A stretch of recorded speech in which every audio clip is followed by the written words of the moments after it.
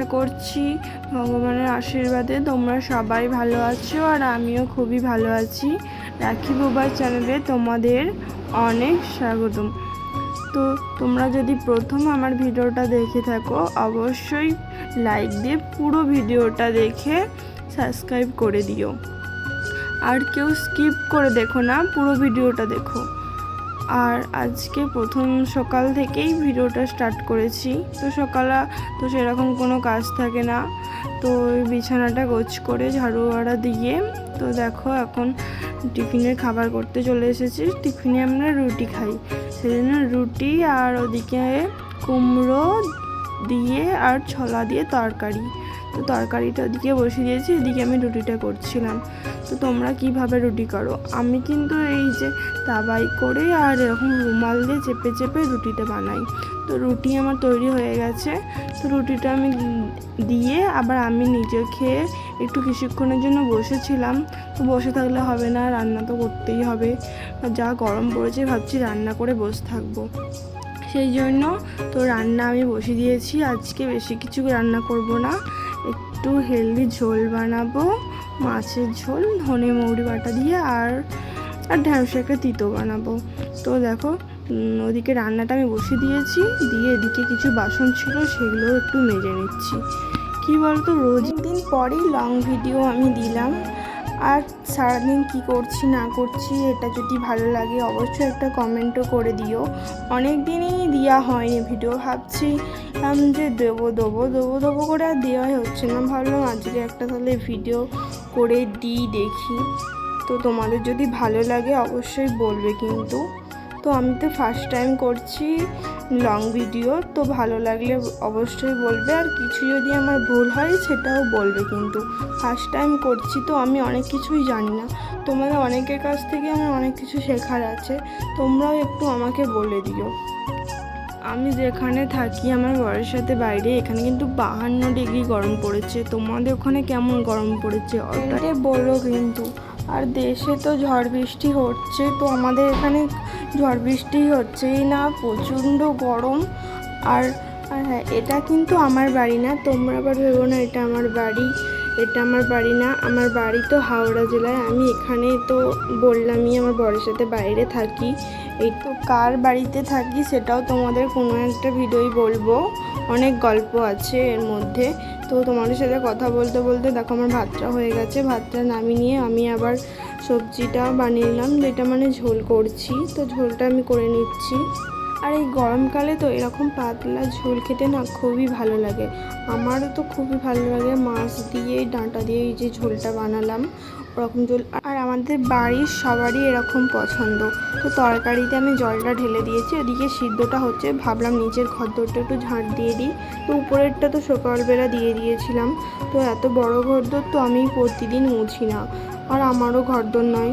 আর আমার ঘরদোর নাই হোক, তাও তো মুছাউছি, যদিও বা আমিই থাকি, তো প্রতিদিন তো ইউজও হয় না, আমি একাই থাকি।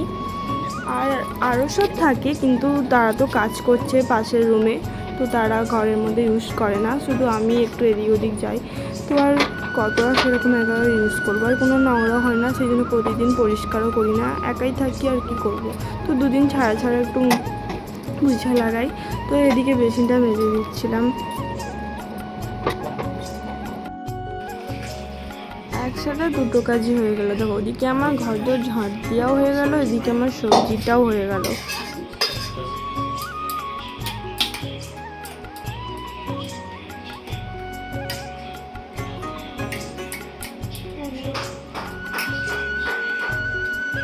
রান্নাবান্না তো আমার হয়ে গেল। ওদিকে আমি গ্যাসটা একটু সব একটু মুছে লাগাচ্ছিলাম। তারপরে এদিকে দেখো তোমাদের দাদাভাই চলে এসছে, এসে একটু শরবত বানাচ্ছিল, আমাকে আবার চেক করে বলছে দেখো কেমন লাগছে।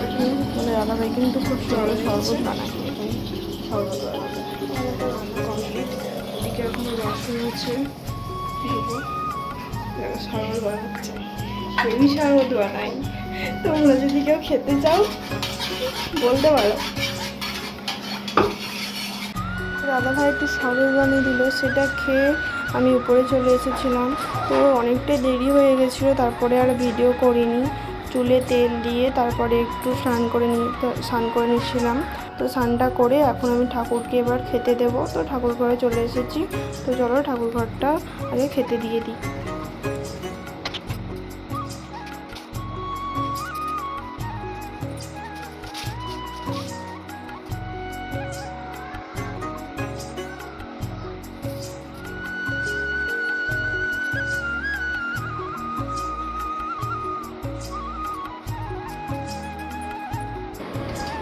তারপর ঠাকুরকে খেতে দেওয়ার পর একটু বসেছিলাম, ফোন ঘাঁটছিলাম।